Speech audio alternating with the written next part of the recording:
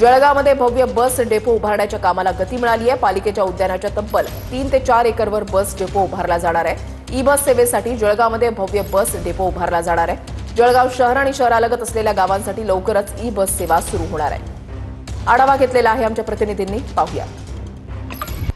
जळगाव शहरामध्ये लवकरच शहर वाहतूक सेवा सुरू करण्यात येणार आहे आणि या शहर वाहतूक सेवेसाठी तब्बल जळगाव महापालिकेला 50 बसेसला सुद्धा मंजुरी मिळालेली आहे आणि या ज्या बसेस आहे या बसेस संदर्भातला जो बस डेपो आहे त्याचं काम या ठिकाणी प्रगतीपथावर असल्याचं पाहायला मिळतं आहे। आपण आता जळगावच्या मेरून परिसरातील शिवाजी पार्क या परिसरामध्ये आहोत आणि याच ठिकाणी हा जो ई बसेसचा डेपो आहे हा या ठिकाणी साकारला जात आहे।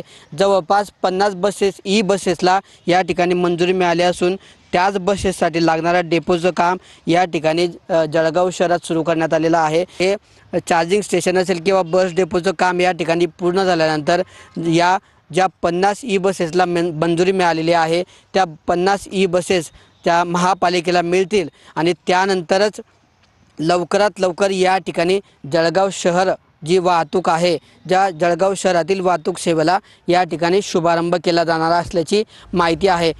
किशोर पाटील, TV9 मराठी, जळगाव।